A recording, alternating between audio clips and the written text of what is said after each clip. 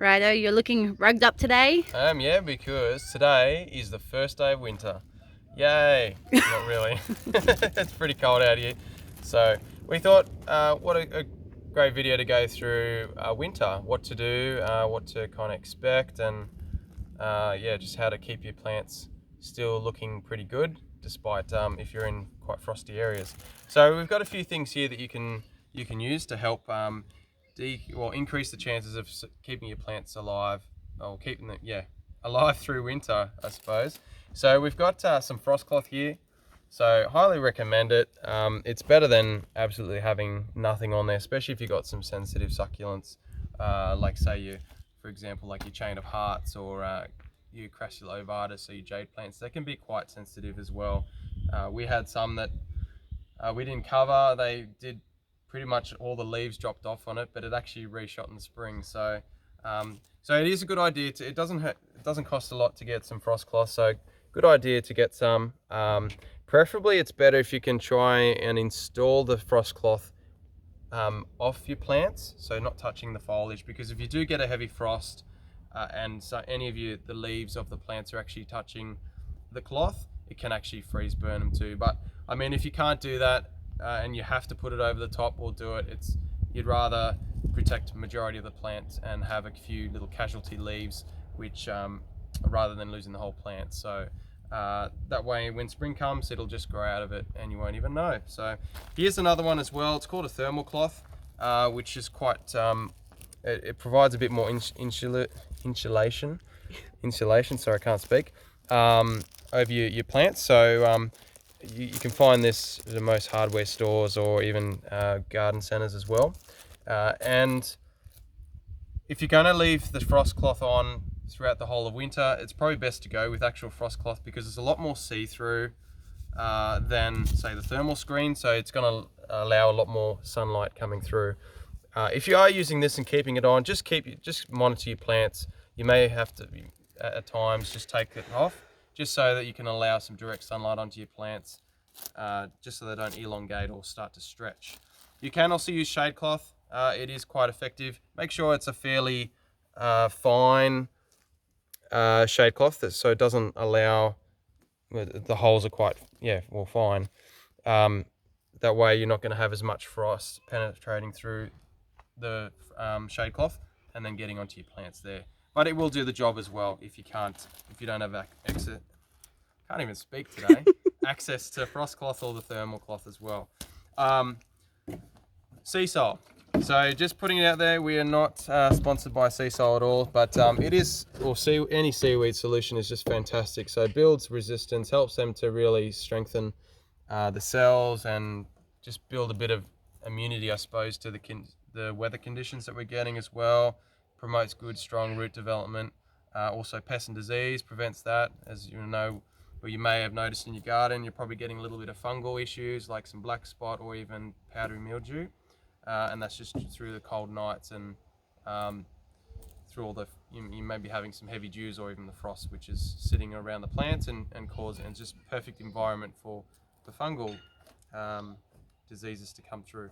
So yeah, great to use that as well. So it's not a fertilizer, is it? No, it's not a fertilizer. It's just a soil conditioner or a soil. I think they call it a soil emulsion. Something like that.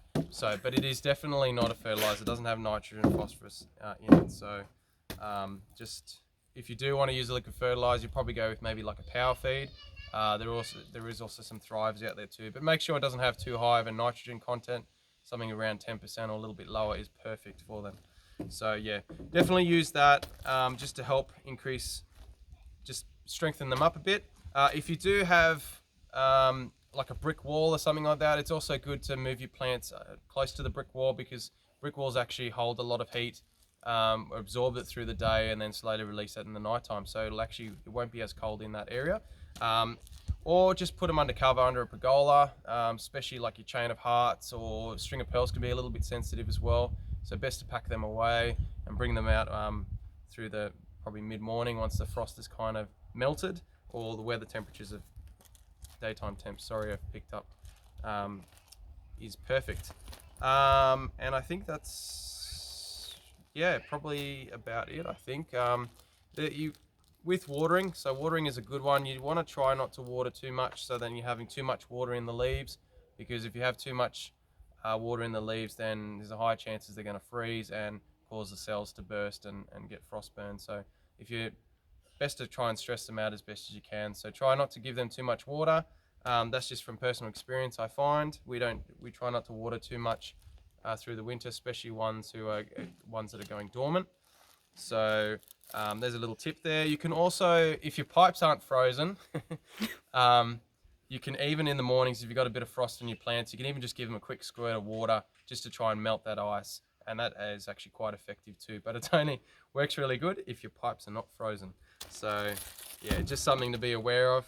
You can have a little bit of watering, a few watering cans filled up and under cover, ready to go, just in case you are expecting your pipes to freeze and you want to try and give them a quick squirt and melt that ice. And that's probably about it, I think. Yeah, great little things to have around the yard. Definitely help there, and I think that's it. Yeah. So we get to about -7 degrees Celsius here sometimes We've experienced overnight. a -7 before. We haven't got any lower than that. I know because we're not actually in Mudgee, we're just outside, and we're a little bit higher up than the main town, so they do get a lot colder than that. They probably had closer to -10s before. Yeah, always best to be prepared. It does get quite cold out here, and there are even some varieties out here that I'm surprised that have done quite well through some of the frost that they've been exposed to. So yeah, it's always best to be safe than sorry, especially if you've got a plant that you really like and you don't really want it to get frostburn on it, and it's kind of no good then, or dies on you. So always good to protect them. It doesn't cost a lot, and they can tear sometimes a bit easily. So just make sure there's no sharp objects around, like some pointy rocks or something like that, where it may tear. But it's definitely worth having some of this stuff around. But if you don't have this stuff and you just quickly look at the forecast and go, oh dear, there's a frost coming, could you chuck like a sheet or towels? So you Will that can work? use towels or blankets or whatever you've got at home. It will work. The only thing is, once the frost is kind of melted for that morning, it's best to take them off, because it's going to be pretty much dark as anything there, and the plants aren't going to take in any light. They're going to start to It's stretch. probably heavy if it's wet too. It will be heavy as well, because they will get damp.